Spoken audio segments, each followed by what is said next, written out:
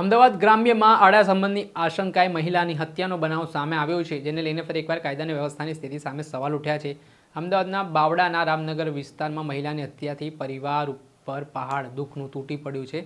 આ મામલાના સંદર્ભમાં આરોપીની ધરપકડ પણ પોલીસે કરી છે, પરંતુ શું સમગ્ર મામલો હતો વિગતે વાત કરી। શું તમારી કારમાં માઇલેજ અને પિકઅપની તકલીફ પડી રહી છે? તમે ફોરમેનનો સંપર્ક કરો છો તો ફોરમેન તમને કહી રહ્યો છે કે એન્જિન ખોલવું પડશે, તો તમે ચિંતા ના કરતા। આજે જ અમદાવાદના વેદાંત રેસિડેન્સી જે એસપી રિંગ રોડ વસ્ત્રાલ ખાતે પરફેક્ટ એન્જિન ડેટોક્સનો આજે જ સંપર્ક કરો।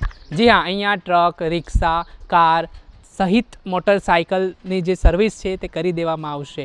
જર્મન ટેકનોલોજીથી ડીકાર્બોનાઇઝેશન કરવામાં આવશે। તમારા એન્જિનને પણ ખોલવાની જરૂરિયાત નહીં થાય અને તમને સંતોષકારક સર્વિસ કરી આપવામાં આવશે। સર્વિસના પ્રોસેસની વાત કરીએ તો 30 મિનિટની અંદર કાર્બન ફ્રી પ્રક્રિયા કરવામાં આવશે। માઇલેજમાં જે પ્રક્રિયા બાદ તમારી કારમાં માઇલેજમાં વધારો થઈ જશે, પિકઅપમાં વધારો થશે, પોલ્યુશનમાં ઘટાડો થશે, એન્જિન સ્મૂથનેસ થશે, એન્જિન લાઈફમાં વધારો થશે, એન્જિન ઓઇલની ખપતમાં ઘટાડો થશે, એન્જિનનો અવાજ અને વાઇબ્રેશનમાં ઘટાડો થશે, એન્જિન ટોર્ક પહેલાં જેવું કરે છે। નમસ્કાર દર્શક મિત્રો, સ્કાયનેટ મીડિયામાં આપનું સ્વાગત છે। હું છું ફૈઝાન।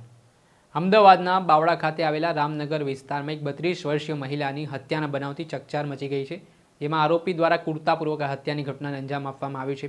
આરોપીએ સળિયા અને છરીના ઘા ઝીંકીને મહિલાને મોતને ઘાટ ઉતારતા અનેક પ્રકારે આ કાયદા અને વ્યવસ્થાની સ્થિતિ સામે સવાલ ઉઠ્યા છે।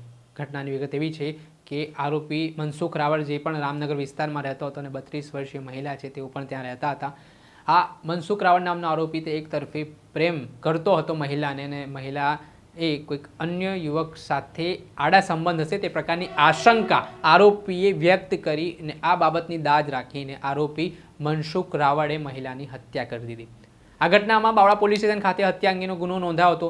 ત્યારે શું કહી રહ્યા છે આ મામલે અમદાવાદ ગ્રામ્યના ડીવાયએસપી આસ્થા રાણા, તે સાંભળો। ગઈ તારીખ 2/4/2025ના આશરે 10:45 વાગ્યેના અરસામાં રામનગર જે એરિયા છે બાવળાનું, ત્યાં એક મરણ જનાર લેડી લલિતાબેન બાબુભાઈ ઠાકોર ઉંમર 35 વર્ષ, એમની લાશ એમના ઘરેથી મળી આવેલ છે।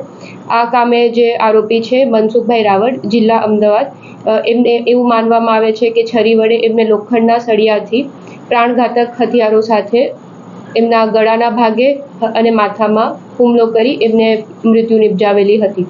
આ બાબતે BNS 103(1) મુજબ અને GP એક્ટ 135 મુજબ બાવળા પોલીસ સ્ટેશનમાં ગુનો નોંધવામાં આવેલ છે।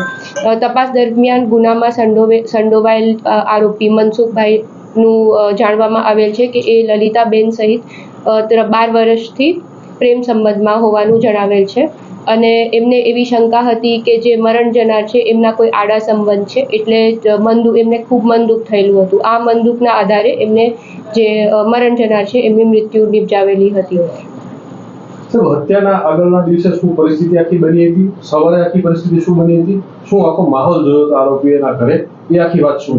જે મરણ જનાર છે લલિતાબેન, એ અમદાવાદ એમના બેનના ઘરે ગયેલા હતા થોડાક દિવસ પહેલા। ત્યાં એમને કોઈ જે આરોપી મનસુખ છે એમને જાણવામાં આવેલું હતું કે રઘુવીરસિંહ કરીને વ્યક્તિ છે જેમના પરિચયમાં આવેલા છે, અને એ રીઝનથી એમને શક વહમ હતો, અને એક દિવસ અગાઉ એમને લલિતાબેન અને રઘુવીરસિંહને સાથે જોયેલા હતા, એટલે મન દુઃખમાં આવીને આ કૃત્ય કરેલ છે। હત્યા કઈ રીતે કરી અને હત્યા કર્યા બાદ શું કર્યું? હત્યા એમને લોખંડના સળિયા સાથે કરેલી છે, અને માથામાં અને ગળાના ભાગે એમને ઈજા પહોંચાડેલી છે, જેથી મૃત્યુ થયેલી છે। આરોપીનું બેકગ્રાઉન્ડ શું છે? મૃતક સાથે કેટલા વર્ષથી તે સંપર્કમાં?